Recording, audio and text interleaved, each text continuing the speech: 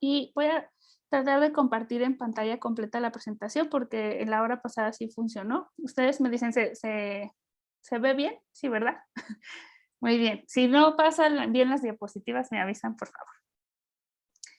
El día de hoy vamos a hablar del capítulo 10 del libro de John Locke, que se titula ese capítulo Inductivismo de John Stuart Mill, y una crítica de Gibbons, que realmente pues no es como el tema central, por eso al PowerPoint yo le puse así como el tema de hoy es el inductivismo de John Stuart Mill. Entonces les traje esas dos imágenes de John Stuart Mill para leer rápidamente los datos biográficos. Yo sé que ya los leyeron, pero como apenas estamos conociendo a varios de estos personajes, pues no está de más dedicarles unos minutitos y asociar la imagen con los datos, ¿no? Este hombre es un hombre del siglo XIX, nació en 1806, murió en 1873 y fue educado intensamente por su padre, un reputado economista, historiador y filósofo. Y pues él estuvo en la East India Company y fue elegido para el Parlamento en 1865, donde defendió el sufragio femenino y la reforma de la posesión de tierras en Irlanda. Entonces, pues vemos que era un político activo y un teórico sobre sistemas políticos y sociales. Y esto parte lo hace, o sea, no solamente pues era un metodólogo de la ciencia, un epistemólogo, que es lo que vamos a ver el día de hoy, sino que desde el punto de vista social y político, pues también fue muy importante. Y como les comentaba, en todos mis cursos de filosofía de la ciencia siempre vemos una clase de Auguste Comte, y yo sé que tuvo correspondencia con John Stuart Mill y discutían mucho, por ejemplo, sobre el papel de la mujer, que aquí con esto que estamos comentando de que defendió el sufragio, los votos de las mujeres, pues vemos que era un hombre progresista, John Stuart Mill, y Auguste Comte era más bien conservador. Y bueno, pues las cartas entre estos dos hombres están en el 10º piso de la Biblioteca Central, y también el año pasado en el grupo alguien hizo el favor de pasarme un enlace en donde están las cartas. Pero bueno, o sea, lo que quería compartir con ustedes es que no solamente es muy importante en epistemología, John Stuart Mill, sino pues en su papel en la historia de Irlanda y esto que nos comentan aquí, ¿no? Y el libro que vamos a conocer hoy un poco se llama El Sistema de la Lógica, System of Logic, y lo escribió en 1843. Y ahí pues nos comentan que reconoce su deuda con Herschel y Whewell.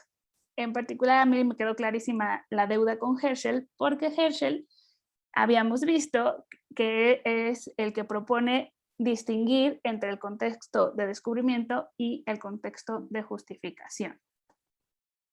Entonces aquí en mi siguiente diapositiva ya tengo este diagramita para que recordemos que según Herschel, y retomando esta idea a Mill, podemos dividir la investigación científica en dos momentos. El primer momento es el que se refiere a cómo se les ocurren las teorías a los científicos, cómo se constituyen los enunciados que van a decidir qué son las leyes, en el caso de la física, o la tabla periódica, o sea, digamos, cómo se establecen las teorías, ¿no? Cómo se generan. Este es el contexto de descubrimiento. Y aquí pueden pasar cosas muy locas. Obviamente, John Stuart Mill no le importan esas cosas locas y no las va a mencionar, pero sí hemos visto en otros capítulos que aquí pueden haber cosas como sueños o inspiraciones, supersticiones. Por ejemplo, los que hacían alquimia, que son los abuelos de los químicos, pues andaban buscando el elixir de la vida. O sea, las motivaciones pueden ser de todo tipo. Todo esto estaría en el contexto de descubrimiento, pero el estudio que hace Mill es profundamente serio, formal y lógico, como ustedes pudieron ver. y no se mete en cuestiones de sueños. Y una vez que ya se descubren, se inventan, se generan las teorías, estas leyes y estos enunciados abstractos, axiomas, hipótesis, llamémosle todo esto como postulados de la ciencia, después viene el trabajo de justificarlos, de ver si sí es verdad que funcionan, que hacen predicciones adecuadas y que está justificada su aceptación en el conocimiento que vamos a considerar como genuino. Entonces, estos son la diferencia entre contexto de descubrimiento y contexto de justificación, que para mí va a ser importante porque él quiere defender que la inducción sirve para ambos contextos, para descubrir y para justificar. De una vez quisiera compartir con ustedes que yo coincido con Gibbons en que me queda mucho más claro el papel de la inducción en el contexto de descubrimiento, cuando se está construyendo una teoría, que cuando no. Ay. No sé por qué se salió. Ahí está. Ok, es que por un momento se hizo chiquita mi pantalla, pero si hay cualquier problema, por favor avísenme. Bueno, entonces vamos a entrar, digamos, en el contenido del capítulo. Digamos, lo primero que hay que notar, pues, es que estamos entendiendo inducción, el concepto de inducción, desde un punto de vista mucho más amplio que la mera enumeración de casos. Ya habíamos hablado en algunas otras clases de la inducción y decíamos que se refería a una generalización cuando vemos 700 cisnes blancos y pues asumimos que los siguientes 700 también van a ser blancos y entonces afirmamos todos los cisnes son blancos, haciendo un salto inductivo generalizador. Esa es una manera de entender la inducción, es la más común, es la de enumeración de casos, pero vemos que el inductivismo de Mill es algo mucho más complejo, es un conjunto de métodos que vamos a ver con calma y que pues eso, es una noción bastante más amplia de lo que es la inducción. Y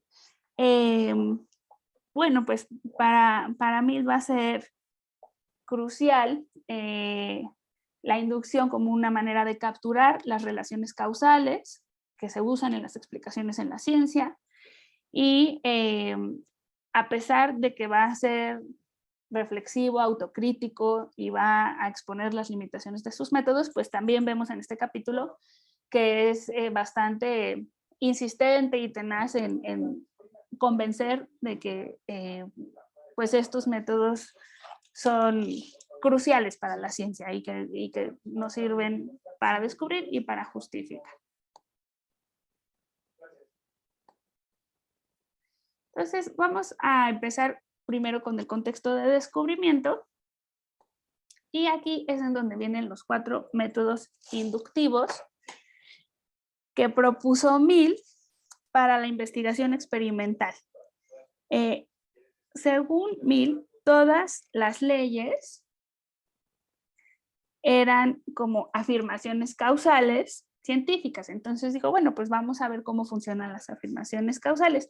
Y para él, cualquier ley podíamos, digamos, traerla aquí y compararla con sus cuatro diagramas y siempre íbamos a encontrar que tenía la forma de alguno de esos 4 diagramas, ¿no? Entonces, todas las leyes son descubiertas mediante estos procesos, que son 4. El primero es el del acuerdo, que es el que tenemos en este momento en la diapositiva. Entonces, lo que podemos ver, pues, es que se dan una serie de circunstancias, A, B y F, y observamos después que ocurre como el fenómeno efecto, la consecuencia es que tenemos A, B y E minúsculas. Después, en el segundo caso, tenemos A, C y D mayúsculas y se repite el fenómeno en minúsculas. Y finalmente lo que vemos como que cambia respecto a al primer caso es que se agrega una C y se quita una F y pues ocurren otro conjunto de fenómenos. Lo que podemos observar es que lo único que se repite en todos los casos es la A, y lo único que se repite en todos los fenómenos o efectos es la A minúscula. Entonces, la conclusión es que es altamente probable que lo que esté causando la presencia de A minúscula sea la A mayúscula. Este diagrama, que es el segundo, es en el que más nos vamos a concentrar el día de hoy, porque el propio Mill dijo que era el más importante, que es el método de la diferencia. No sé si tuvieron la paciencia o, digamos, si el libro tenía la claridad. Me costaba trabajo entenderlo. Sí, ¿verdad?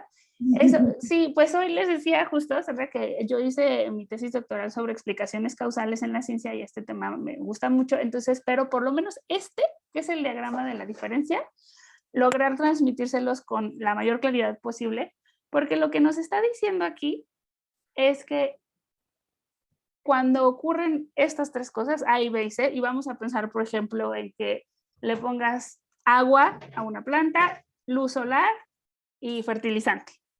Y cuando les pones esas tres cosas, la planta crece. Y después, en un segundo caso, también le das agua y fertilizante, pero no le da nunca el sol y se muere o no crece. O sea, esta rayita es, no hubo éxito, no se dio el efecto deseado.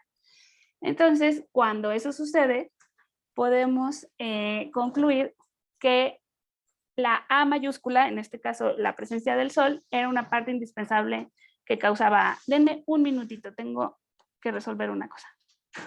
Perdón. Ya reanudé la grabación y el PowerPoint. Entonces, este es el diagrama que quisiera que quedara más claro, porque Mill dijo que era el más importante para él, el que más veces se utilizaba en la ciencia para construir leyes. Entonces, pues yo pensé en varios ejemplos para que pensáramos hoy. Uno es este, ¿no? O sea, esto es agua, luz solar y fertilizante, y el efecto A, pues es el crecimiento de una planta. Y por supuesto se pueden ir poniendo más interesantes los casos, como combinar tres elementos químicos y ver cuál es la reacción, o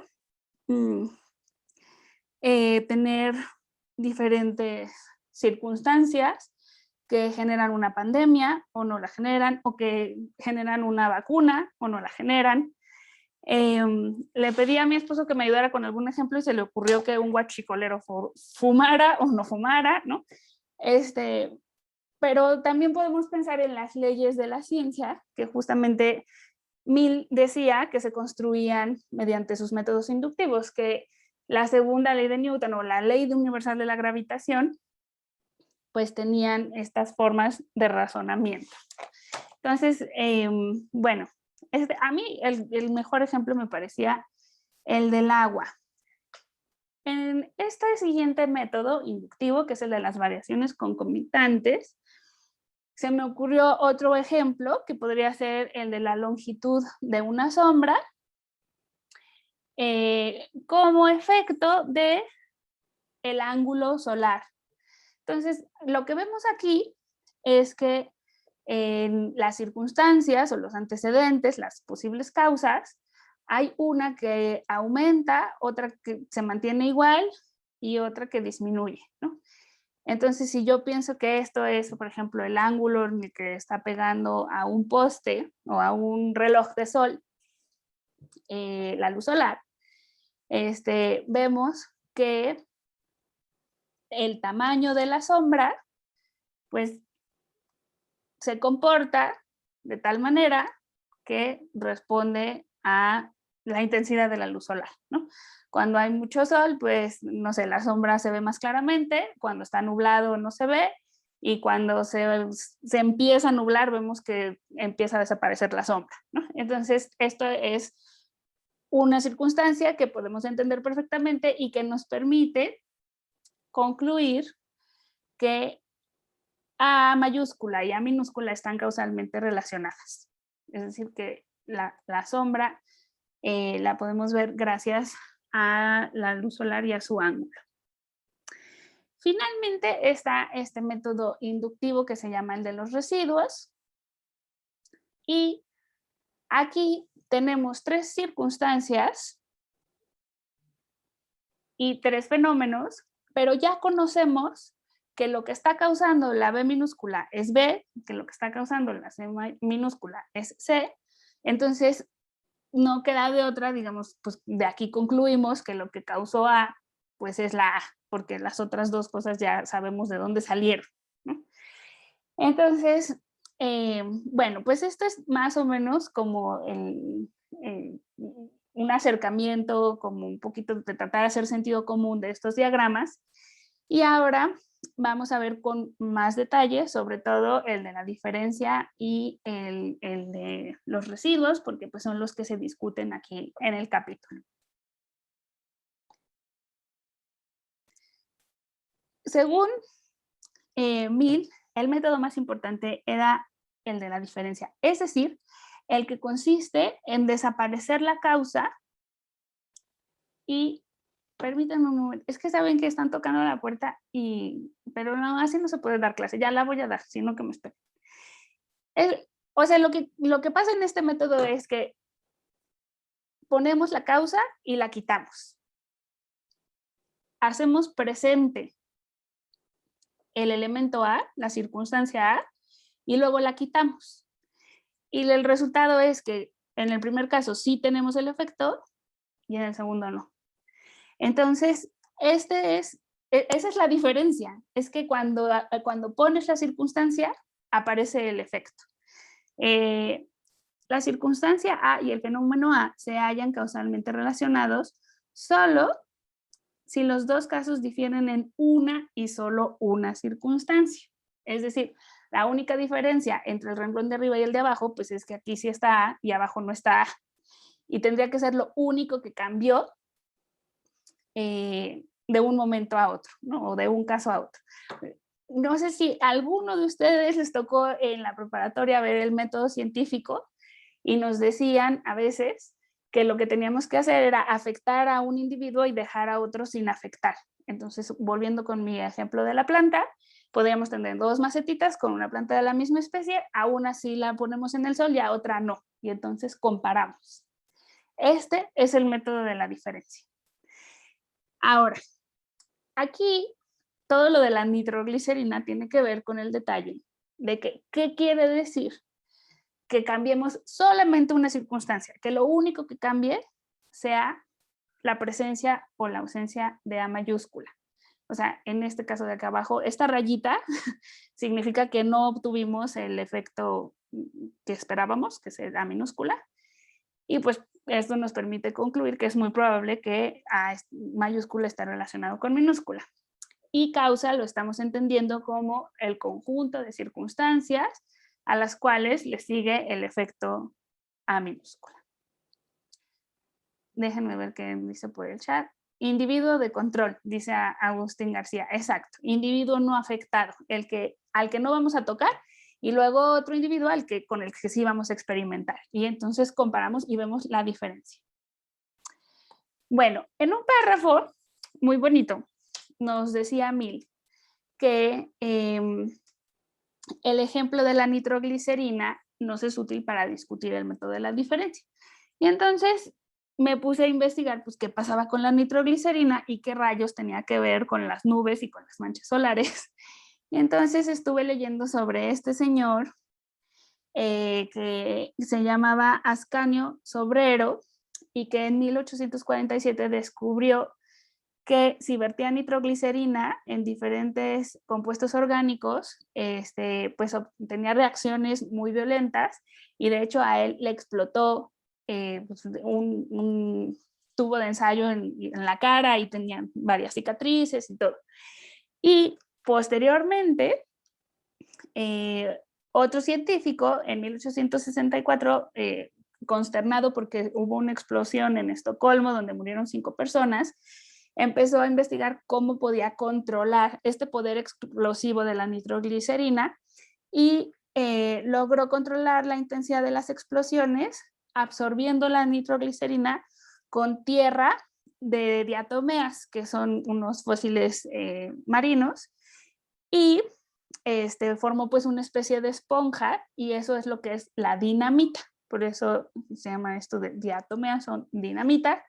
Y la dinamita sí ya sirve como un explosivo desde hace muchos años, que de todas maneras está tremendo, pero pues que ya es más controlable que la nitroglicerina, y le dieron el premio Nobel a este hombre, Albert, perdón que no me acuerdo del apellido, pero se llamaba Albert, que logró controlar la intensidad de las explosiones. Entonces, ya una vez que sabemos qué pasa con la nitroglicerina, volvemos al punto de nuestro método inductivo de la diferencia.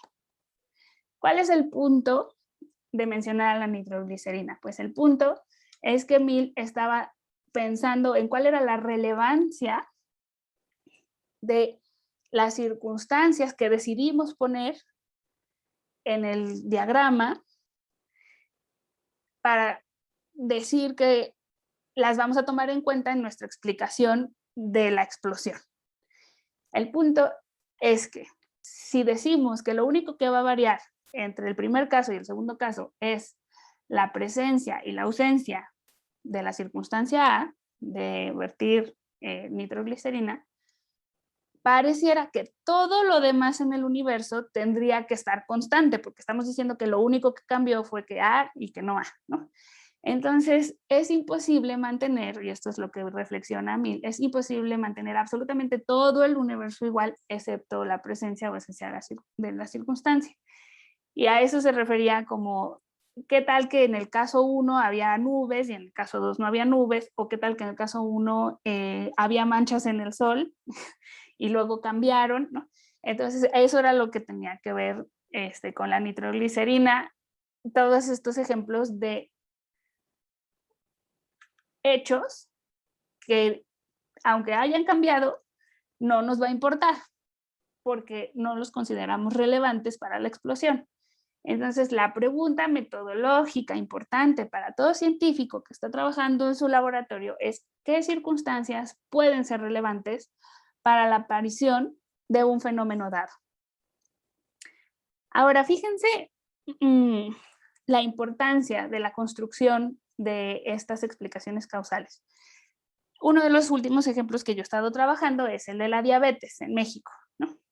Entonces, podemos decir, el exceso de consumo de alimentos azucarados ha causado una epidemia de diabetes en México. Eso podemos decir que es la A. Pero un economista marxista que se llama Jorge Veraza dice que no son los alimentos azucarados, sino la industria alimentaria, digamos, regida por los valores capitalistas, es lo que ha provocado la epidemia de diabetes. Entonces, lo que les quiero comentar como de lo interesante que es hacer análisis causal, es decir, como pues, decidir qué van a hacer esta mayúscula y esta minúscula, es que nos permite encontrar diferentes agentes responsables, porque en el primer caso, nosotros yo no tengo diabetes, pero quiero decir, los civiles, somos los responsables de habernos alimentado mal. Pero en la segunda explicación, pues los responsables son el sistema, ¿no? O los capitalistas, si quieren, o en fin. Entonces, bueno, por eso a mí me parece interesante esto de los diagramas causales, de las relaciones causales y de cómo analizamos qué vamos a decidir que son las circunstancias relevantes, cuáles son las que vamos a tomar en cuenta y cuáles no. Si Saturno tiene anillos o no, si Júpiter tiene anillos o no, pues no es relevante ni para la diabetes ni para que crezcan las plantas, ¿no? Pero seguramente hay fenómenos que sí hay que tomar en cuenta y esos son los que ponemos en nuestros diagramas. Entonces, esto era lo que nos querían explicar con el ejemplo de la nitroglicerina. Para la nitroglicerina es importante con qué sustancias se está mezclando y en qué cantidades. Y no importa en qué lugar del planeta se realice la explosión. Bueno, Esta pregunta de qué circunstancias pueden ser relevantes, pues adquiere mucha importancia. Mill recomienda que se especifiquen solo un número pequeño de circunstancias y reconoce que pues hay que hacer hipótesis al respecto del fenómeno estudiado antes de aplicar el esquema. O sea, aquí pues vimos dos hipótesis, una de un economista y otra quizás, por ejemplo, de un médico que es experto en páncreas y que va a considerar relevantes pues otros factores más bien como anatómicos o fisiológicos. Bueno, un poquito más adelante, lo que va a presentarnos este capítulo son las limitaciones de los métodos inductivos de Mill. Hay una que la señaló Gibbons, que es esta que está aquí, y es que no se justifica un salto inductivo para generalizar de un número de veces que hayamos visto que se presentó A mayúscula y luego A minúscula para concluir que hay una relación causal. Es justamente, yo siento, pues como del estilo de la crítica de Hume, en el sentido que un número limitado de experiencias no nos permite asegurar que se va a seguir comportando de esa manera la naturaleza forever and ever. Entonces me parece, pues sí, como muy parecido a lo que hizo Hume, pero lo dijo Gibbons en particular para lo que estaba proponiendo Mill. Denme un segundito. Perdón.